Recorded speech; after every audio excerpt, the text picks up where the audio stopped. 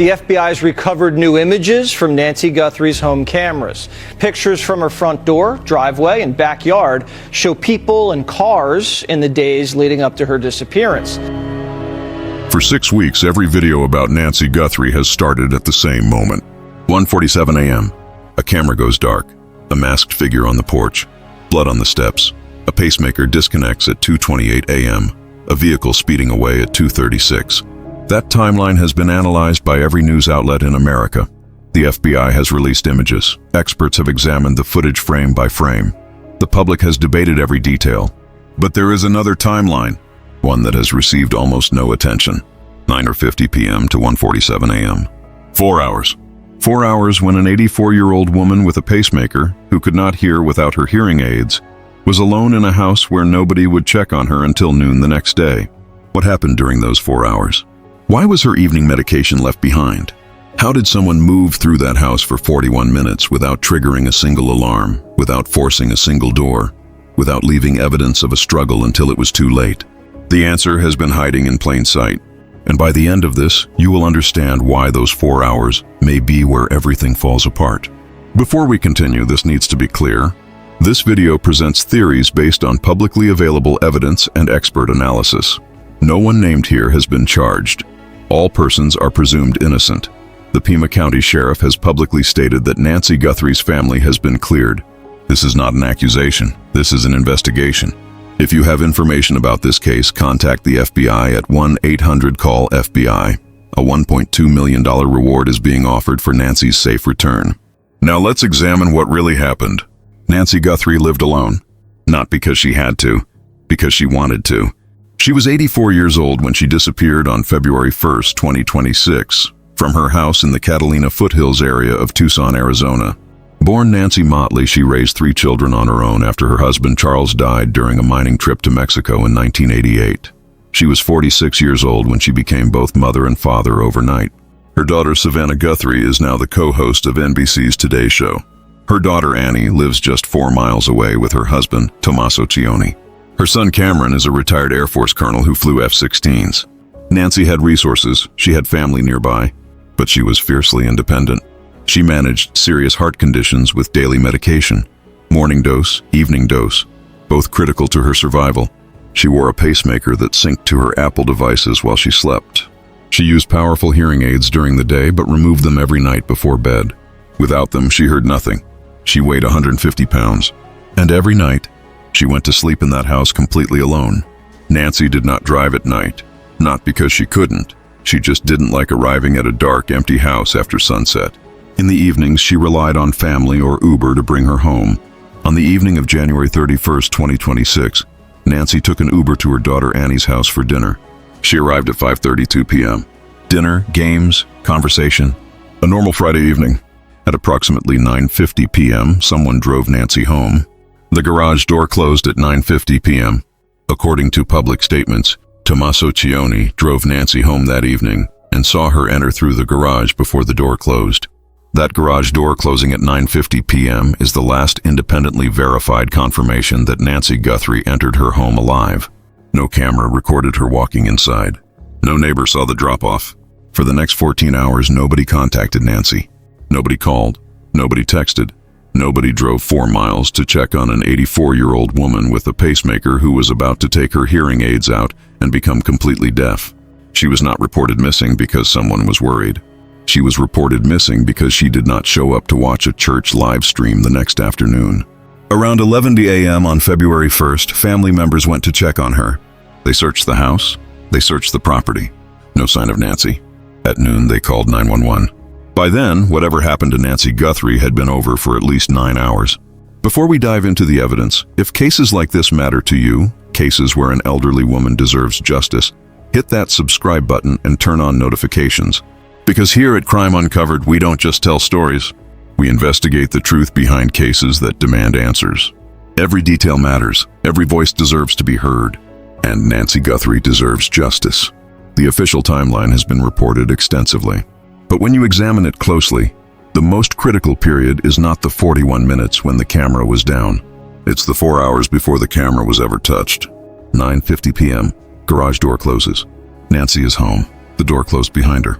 Between 9:50 p.m. and 10 p.m. evening medication window, Nancy took heart medication twice daily, morning dose, evening dose. The evening dose was typically taken around 10 p.m.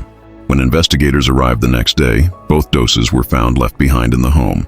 An 84-year-old woman with a pacemaker who could not survive 24 hours without her medication got home and did not take the pills that were critical to her survival. Former FBI agent Maureen O'Connell noted this detail. She said it suggests one of three possibilities. Nancy forgot. Unusual for someone managing serious heart conditions with a strict routine. Nancy went straight to bed without taking the medication, breaking her own medical routine on the one night it mattered most. Or something interrupted her. Between 10 p.m. and 1:47 a.m., the gap. This is the period nobody has explained. Nancy's phone was on the nightstand the next morning. Her wallet was in the house. Her car was in the garage. Her hearing aids were out. Everything that belonged to Nancy was exactly where it should be. Everything except Nancy. 1:47 a.m. The Nest doorbell camera is physically disabled. Someone put their hands on it. The FBI recovered residual footage through a partnership with Google, scraping data that was never supposed to exist because the camera had no active cloud subscription. What they recovered shows a figure on the porch, masked, gloved, carrying a backpack, moving with what body language analysts called ownership behavior. Not searching, not scanning, walking directly to the camera like someone who knows exactly where it is. The figure taps the camera lens twice before disabling it. Former FBI profiler Jim Clemente described that gesture as casual, like checking a light switch on the way out of a room. The figure is wearing black nitrile gloves, a ski mask with facial hair visible underneath, a 25-liter Ozark Trail backpack from Walmart, and what appears to be a belly band holster. The FBI described the person as male, approximately 5'9" to 5'10", with an average build. 1:47 a.m. to 2:28 a.m., inside the house. 41 minutes. What happened during that time has not been fully disclosed. What we know comes from what was left behind. Blood on the front porch, blood down the driveway. Former FBI agent Maureen O'Connell analyzed the blood pattern. The droplets were round with intact spheres. The blood fell straight down from a stationary height. This pattern is consistent with someone being carried rather than walking. There were no voids from footprints stepping through the blood, no smearing, no drag marks. O'Connell's assessment: Nancy was wrapped in something, carried through the front door, and placed in a vehicle. Nancy weighed 150 pounds. One person could do it, but it would not be easy, and it would not be quick. 2:28 a.m.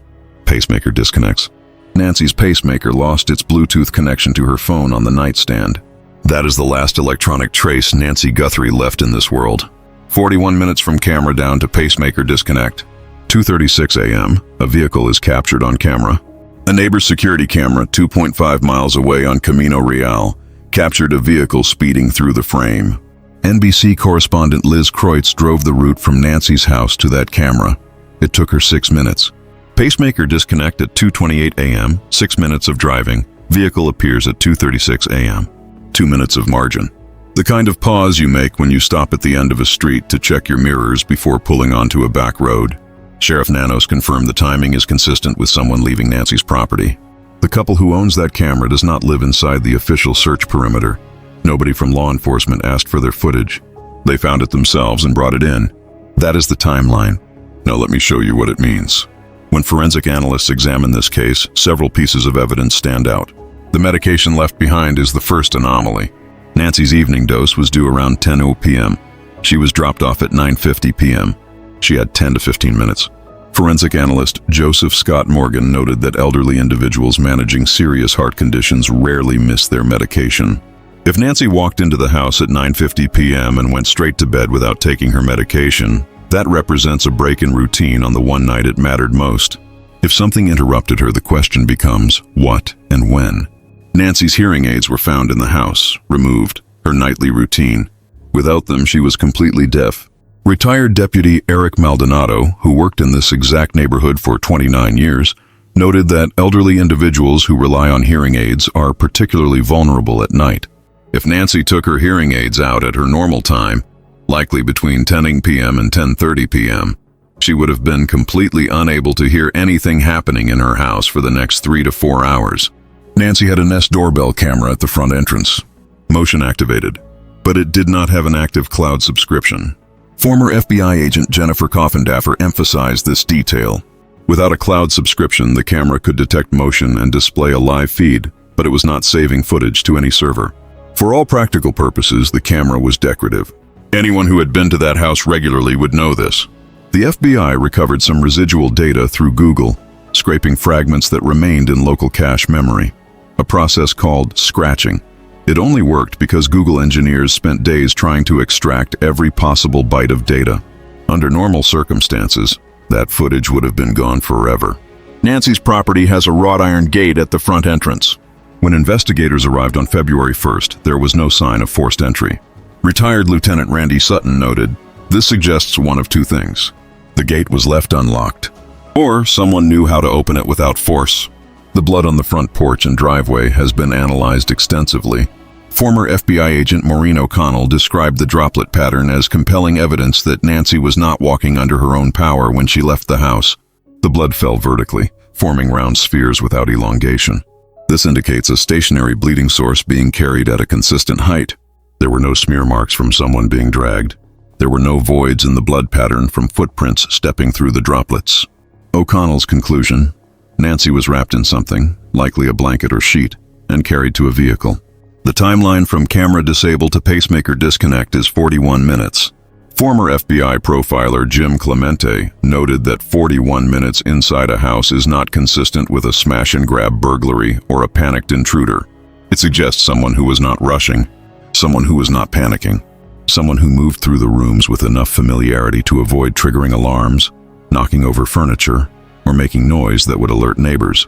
Clemente said it suggests control, planning, and someone who had been in that house before. Retired FBI agents, forensic analysts, and criminal profilers have developed multiple theories about what happened to Nancy Guthrie. These are professional assessments based on patterns observed in similar cases and the specific details of this investigation. What follows are the theories that continue to be discussed by independent experts. In cases like this, you have to ask certain questions. Who knew the victim's routine? Who knew the layout of the house? Who knew the camera wasn't recording? Who knew she would be alone? This theory examines the type of knowledge the suspect would need to execute this crime the way it unfolded. The camera system. Not just that it existed, but that it had no cloud subscription and was not saving footage. The hearing aids. That Nancy removed them every night and became completely deaf.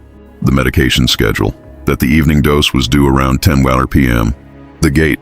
How to open it without forcing it. The layout. How to navigate the house in the dark without triggering motion sensor lights or making noise. The timeline. That nobody would check on Nancy until noon the next day. This is not the kind of information a stranger gathers by watching a house for a few nights. This is the kind of information you get from being inside that house regularly. Jennifer Coffindaffer raised a related question. Was Nancy followed from her last location before arriving home? The vehicle seized by investigators, a blue Honda CR-V belonging to Nancy's daughter Annie and son-in-law Tommaso Cioni, has not been returned after more than 40 days in police custody. When a vehicle is held that long, investigators are looking for something specific, comparing biological evidence, checking for tracking devices, analyzing every fiber. But the insider knowledge theory does not require family involvement. It could involve anyone who had regular access to the house. Pool cleaners, landscapers, contractors, home health aides, Uber drivers, delivery workers. Joseph Scott Morgan emphasized this point. Elder abuse cases often involve people on the periphery. Someone who's been in the house a few times. Someone who learned the victim was elderly, alone, and had valuable connections. Nancy relied on Uber for evening transportation. Every ride was a stranger who now knew her address, knew she was elderly, knew she arrived alone after dark. Once someone knows you're vulnerable, that information has value to the wrong person. This theory explains how the suspect knew the camera wasn't recording, how they navigated the house without triggering alarms, why no force was used on the gate, the 41-minute timeline. But it does not identify a specific suspect, does not explain why target Nancy specifically, does not explain the surveillance activity captured on January 23rd. What if it wasn't one person? Lieutenant Randy Sutton analyzed the physical logistics of this crime and raised the possibility of multiple suspects. Fox News drone footage showed smashed floodlights at the rear of Nancy's property. The front camera was disabled by hand at 1:47 a.m. The rear lighting was destroyed. That's two separate points of entry preparation. One person could do both, but two people doing them simultaneously is more efficient and reduces exposure time. This theory proposes that the operation required two distinct skill sets. Person 1, the planner, provides intelligence, knows the layout, knows the cameras, knows the schedule, never appears at the scene, stays away, produces an alibi by being somewhere else entirely. Person 2, the operator, the person who walks through the door at 1:47 a.m., acts on a briefing received days or weeks before, knows which cameras record, which don't, which rooms contain what. Maureen O'Connell noted that a two-person operation divides every critical task. One person handles Nancy, one manages the environment, one guides her through the hallway, one watches the street, one carries her to the vehicle, one drives. The operational load that makes 41 minutes dangerous for a single person becomes methodical for two. Multiple news networks confirmed through law enforcement sources that the suspect visited Nancy's home on multiple occasions before the night she was taken. In one FBI image, the suspect has no backpack. In the video footage, the suspect is wearing the backpack. Same clothing, different equipment load, two different visits. If the suspect made reconnaissance visits over multiple weeks, that suggests extensive planning and preparation. Additionally, multiple neighbors reported internet disruptions on the night of February 1st. One neighbor whose house is close enough to see Nancy's property found that his Ring cameras were not recording footage for that specific night. But not all his cameras failed. Only the cameras facing Nancy's property. The cameras on the other side of his house, connected to the same router, same network, same power source, recorded normally. That's not an internet outage. That's targeted electronic disruption aimed at specific devices in a specific direction. The device capable of this, called a Wi-Fi deauthentication tool, is surgical, directional, and fits in a pocket. It costs less than $30. This theory explains the surveillance pattern, the electronic disruption, the 41-minute timeline, how someone navigated unfamiliar terrain in the dark. But it requires finding two suspects instead of one, requires proving coordination and communication, does not explain how the planner and operator connected in the first place. But what if the truth is simpler than a coordinated operation? What if it was just greed? Former FBI agents Jim Clemente and Maureen O'Connell both stated on Brian Enton's podcast that elder abuse should absolutely be considered in this case.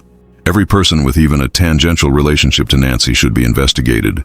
Pool cleaners, landscapers, repair workers, delivery drivers, Uber drivers, anyone who had been inside that house. Joseph Scott Morgan went further. The cases he has worked involving elder abuse follow a specific pattern. People who target the elderly because they know they have money. Nancy was a much more valuable target if the suspect had foreknowledge of whose mother she was. In Tucson, discovering that an elderly woman living alone in the Catalina foothills is the mother of an NBC Today show host does not require deep investigative work. It requires one Google search. Nancy relied on Uber at night. Every ride was a stranger who learned her address, her age, her routine, and that she walked into a dark house alone. Maureen O'Connell described elderly people as sometimes too trusting. She said her own neighbor, the same age as Nancy, would let a complete stranger inside to use the restroom. Joseph Scott Morgan noted, "Contractors come in and they get a real close-up look at you, your family, your possessions, everything. They see what you have. They see how vulnerable you are." He cited the Elizabeth Smart case, where a handyman who did brief work at the family's home later returned and abducted Elizabeth from her bedroom. Nancy had regular service providers, pool cleaners, landscapers, possibly home maintenance workers. Any of these individuals would have seen the Nest camera and could have noticed it wasn't recording. Any of these individuals would have learned Nancy lived alone and was elderly. This theory explains how a stranger could gather intelligence about the house, explains motive, financial gain through ransom or targeting a high-profile family. But it does not explain the 41-minute timeline. A contractor who visited a few times does not navigate a house in the dark with that level of familiarity. Does not explain the casual camera tap. That gesture indicates someone who has been on that porch hundreds of times. Does not explain the surveillance pattern on January 23rd. Some investigators see it differently. Retired Deputy Eric Maldonado, who worked in this exact neighborhood for 29 years, believes what happened to Nancy was a burglary that escalated. Someone targeted her home. They knew she was elderly and would be asleep. They came at night because the neighborhood is too tight during the day. According to this theory, something went wrong. Nancy woke up. A confrontation happened. Blood on the porch. The priorities shifted. Maldonado's assessment. Nancy is the crime scene. Her body carries the suspect's DNA under her fingernails, on her clothing, on her skin. Every criminal in America knows that DNA is what connects you to the crime. You can't leave the evidence behind. So you take her into the desert and you never tell anyone where. Under this theory, the medication was not left behind strategically. It was left behind because once the confrontation happened, the plan changed. There was no plan to keep her alive. There was only a plan to not get caught. This theory explains motive. Burglary for financial gain. Explains why Nancy was taken, to prevent her from identifying the suspect. But it does not explain the 3-week surveillance campaign. January 11th, January 23rd, the pre-execution porch visit. Does not explain the Wi-Fi deauthentication device targeting specific cameras. Does not explain the 41-minute timeline. Burglars do not spend 41 minutes inside a house after a confrontation. There's one more theory. One that combines elements of all the others. It proposes that the suspect was not family, not a close associate, but also not entirely a stranger. Someone who had been in Nancy's orbit peripherally. Someone who gathered intelligence over time without direct access. A person who worked briefly at a restaurant Nancy frequented. A musician in Tucson's local scene who learned through social connections that Annie's mother-in-law lived alone in the foothills. Someone who attended events where Nancy or her family were present and gathered details casually over months. Former FBI profiler Jim Clemente noted, "In a city the size of Tucson, where social circles are tight, information travels without anyone needing to ask for it directly. You hear things. You absorb details about the people in your circle." If Nancy's daughter Annie and son-in-law Tommaso were part of Tucson's community for 20 years, attending local events, playing in bands, teaching at schools, then details about Nancy, her address, her routine, her famous daughter, could have circulated without anyone realizing it. A man named Derek Colella was arrested for sending a ransom text directly to Tommaso and Annie's phone. The text read, "Did you get the Bitcoin? We're waiting on our end for the transaction." Authorities determined it was a cruel hoax with no connection to the kidnapping. Colella was charged with fraud. But here's what's interesting. Derek Colella was not a stranger on the other side of the country.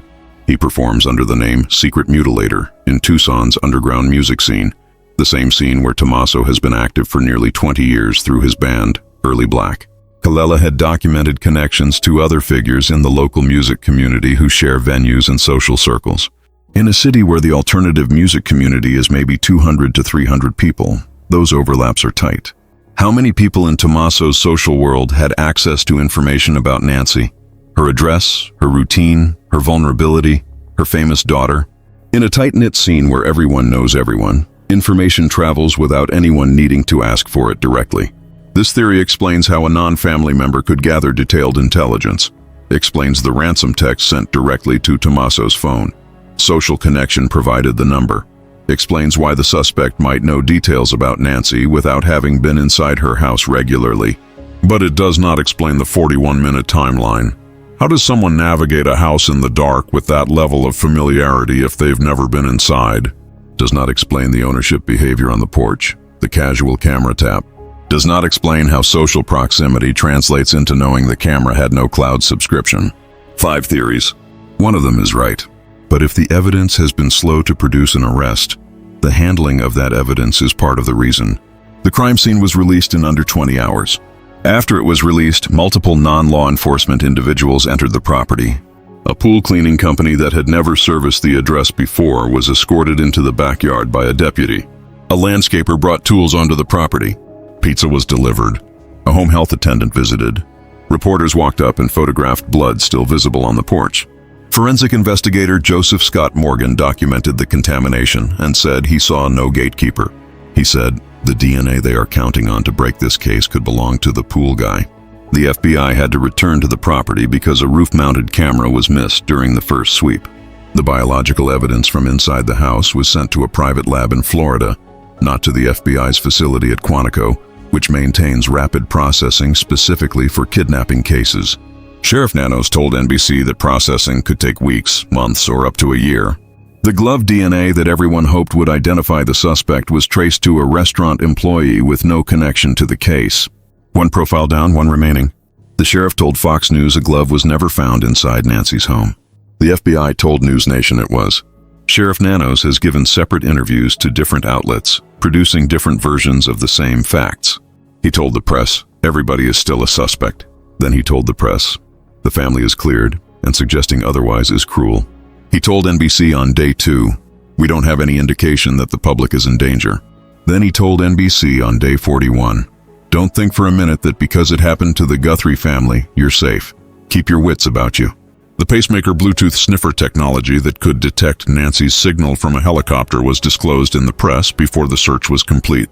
Whoever took Nancy learned from the news that investigators had a way to track her pacemaker. The signal has not been detected since. The Madres Buscadoras, a volunteer organization with more than 5,000 desert recoveries on their record, traveled to Arizona to search. They were turned away.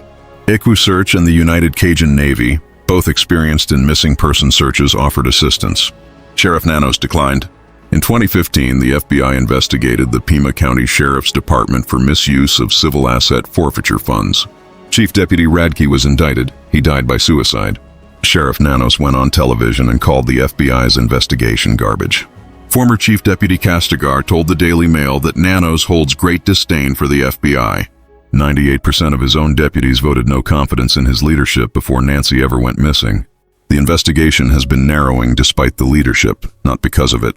But despite the mistakes, the investigation is narrowing. A dedicated task force, 4 detectives and a sergeant, is working full-time out of the FBI's Tucson office. The 400-person surge is over. What remains is focused, quiet, and specific. Former FBI profiler Jim Clemente said, the offender has probably already been talked to earlier in the investigation. They just didn't have enough to move. Good detective work is rehashing everything until you get the right answers. The DNA from inside the house is still processing. Genetic genealogy, the technology that identified the Golden State Killer after 4 decades and connected Brian Kohberger to the Idaho murders within weeks, does not require the suspect to be in CODIS. It requires one distant relative in a public database, one partial match, one family tree, one branch that leads to a name. 2 DNA profiles means 2 chances. Even though the glove was traced to a restaurant employee, the mixed sample from inside the house remains. The probability that whoever left their biology inside Nancy's home has 0 family members in any genealogy database shrinks with every sample uploaded worldwide. The router logs from Nancy's home may contain probe requests, digital fingerprints from a phone that was within range of her network on the night of February 1st. Smartphones broadcast these constantly.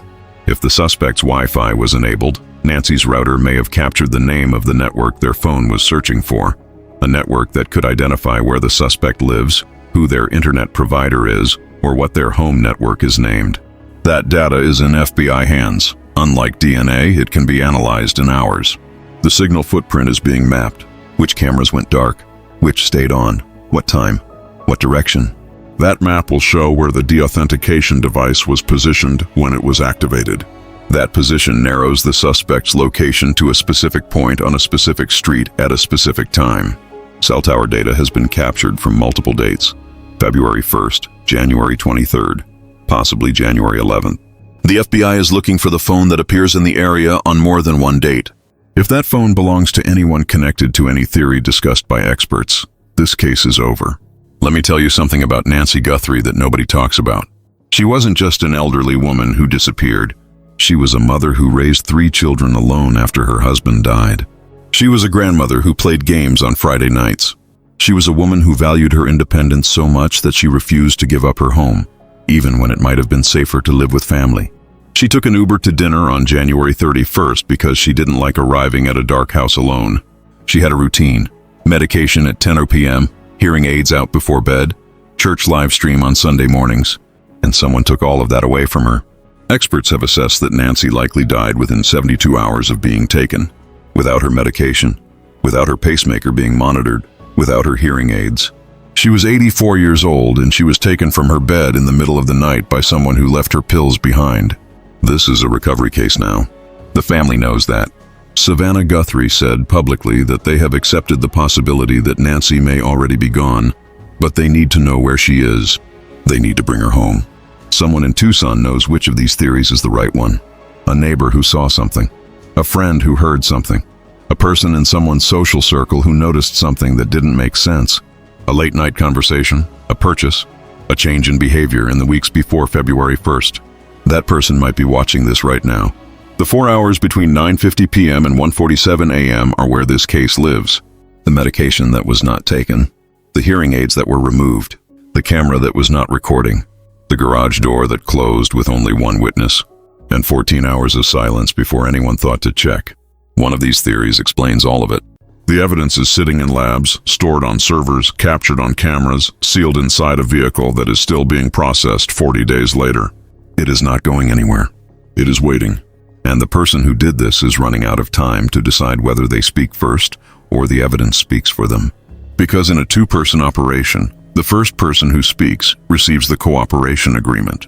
The second person receives the full weight of the prosecution. Both have to hold.